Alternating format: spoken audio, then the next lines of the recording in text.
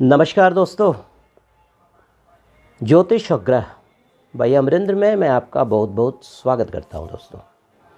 दोस्तों आज मैं आपके सामने वास्तु से रिलेटेड एक और टॉपिक लेकर आया हूं। होता क्या है कि बहुत सारे ऐसे घर होते हैं जिसमें सब कुछ रहते हुए भी कोई ना कोई प्रॉब्लम्स आते रहते हैं। लो फ्रिक्वेंसी का प्रॉब्लम रहता है। प्रॉब्लम्स घर का जैसे वास्तु के अनुसार दरवाज़ा भी ठीक है, महाद्वार भी ठीक है, सब कुछ ठीक है, लेकिन उसके बाद भी कुछ न कुछ प्रॉब्लम्स आते रहते हैं। तो इसमें होता क्या है कि कभी कभी देखा गया है कि इस तरह के घर में लो फ्रिक्वेंसी वाइब्रेशन घर में होता है।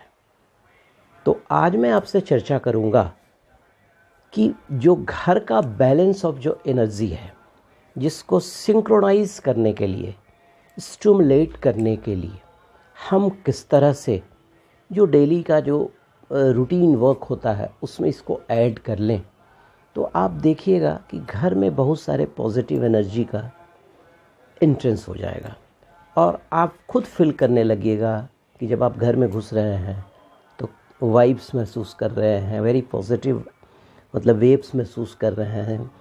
होता क्या है कि अगर किसी भी घर की एनर्जी में लो फ्रिक्वेंसी का एंट्रेंस हो जाता है, अगर जो जियोपैथिक एनर्जी होती है वो बहुत रिड्यूस हो जाता है, बहुत ज़्यादा रिड्यूस हो जाता है और कमी लगती है, तो इसमें कभी कभी क्या होता है कि घर की एनर्जी और जो कॉस्मस की जो एनर्जी होती है उसमें इम्बैलेंस हो जाता है। तो इस बैलेंस को मेंटेन करने के लिए और बराबर करने के लिए कुछ चीज़ें मैं आज आपसे चर्चा करूंगा। तो देखिए, सबसे पहला जो पॉइंट मैं आपसे बोलूँगा कि अगर आपको लग रहा है कि वास्तु एनर्जी को लेकर अगर आप घर में रहते हैं तो कुछ असहज महसूस करते हैं, तो सबसे पहले एकदम सबसे कॉमन है, रोज़ आपके घर में पोछा लगता होगा। पोछा लगाने के समय 1-2 चम्मच नमक मिलाकर पोछा लगाएं। उससे क्या होगा कि आपका जो नेगेटिव एनर्जी होगा उसका ह्रास हो जाएगा। You will feel more active, more positive way, you will work in A more positive way. दूसरा, आप क्या कीजिए, अपने घर में एक मैं मिश्रण बता रहा हूँ, उसको बिल्कुल याद रख लीजिएगा। मान लिया आपने 10 ग्राम कपूर लिया तो 5 ग्राम गोल मिर्च की जो बुकनी होती है ना वो ले लेंगे, मिर्च नहीं गोल मिर्च, और उसके बाद 2.5 ग्राम हींग ले लेंगे। यही रेशियो होनी चाहिए आपकी। आप एक शीशी में रख लेंगे और शाम में जो धूवन होता है आप उसको रेगुलर घर में जलाइए, फिर देखिए you will see the difference. ठीक है, आपको इतना फ़ायदा होगा। हर घर में घुमाइए, घुमाकर थोड़ा देर छोड़ दीजिए। उसके अलावा इंडिपेंडेंट कपूर भी आप हर घर एवरी इवनिंग को आप प्रज्वलित कीजिए।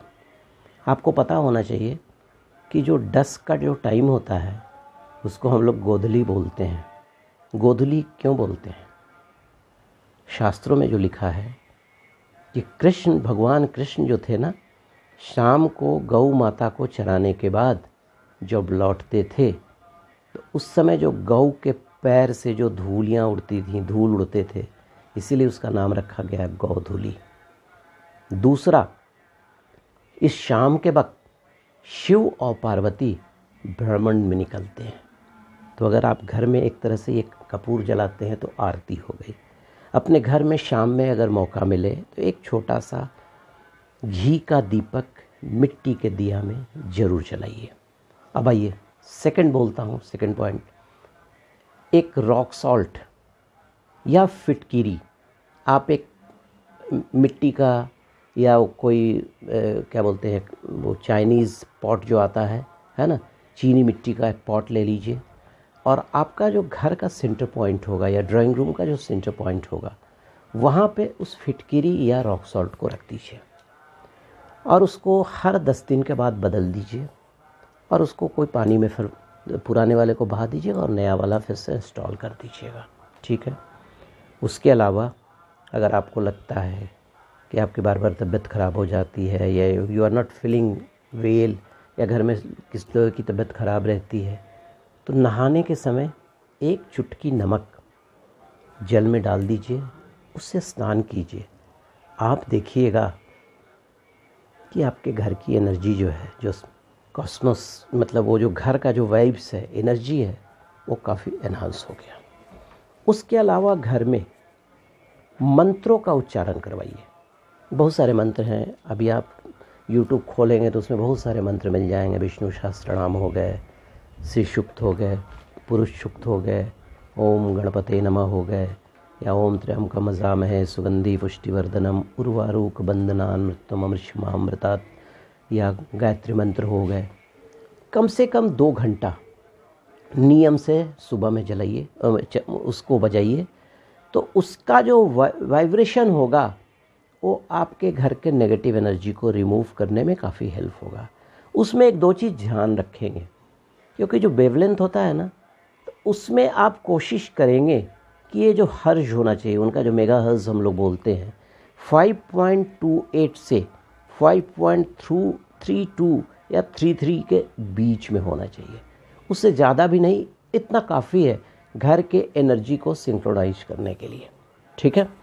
उसके अलावा अभी मैं कहीं पढ़ रहा था, नर्सरी में आप जाएंगे तो वहाँ पर एक ऋषि प्लांट मिलता है, ठीक है, नर्सरी में आपको मिल जाएगा, जिसको कुछ लोग साधु का भी प्लांट बोलते हैं, सेज प्लांट भी बोलते हैं। उसको ले आइए, उसको सप्ताह में 2 बार 3 बार एक उसका लीफ लेकर घर में जलाइए। आप देखिएगा घर की नेगेटिविटी दूर हो जाएगी।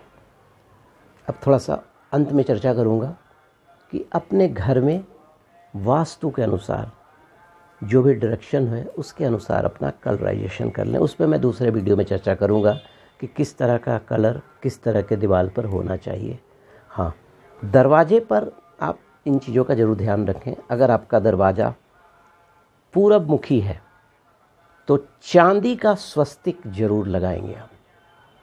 उसके अलावा ओम भी लगा सकते हैं, और कॉपर का या ब्रोंज का सूर्य की एक प्रतिमा आती है, आपको बहुत सारे ऑनलाइन वगैरह भी मिल जाएंगे, आप उसको दरवाजे पर लटका सकते हैं।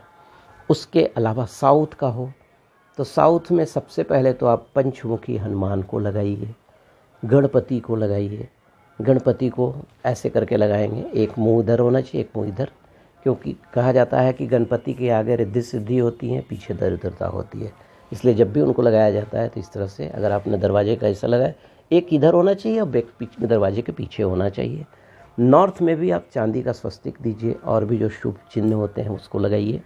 और पूरब में, पश्चिम में ओम स्वस्तिक लगा सकते हैं। उसके अलावा घोड़े का नाल आप अपने दरवाज़ा के बाहर लगाइए। आप देखेंगे कि आपके घर की जो नेगेटिव एनर्जी है ना, वो काफ़ी नेगेटिव एनर्जी अब पॉजिटिव में कन्वर्ट हो गई, और यू विल फील बेटर। तो दोस्तों, अगर आपको मेरा ये वीडियो अच्छा लगा तो लाइक कीजिएगा, सब्सक्राइब कीजिएगा, और बेल बटन दबाना मत भूलिएगा, कि सो दैट कि कोई मेरा नया वीडियो आए तो मैं आपको फिर से आपको इन्फॉर्मेशन मिल जाए। तो thank you very much for watching my programme. So kind of you, thank you.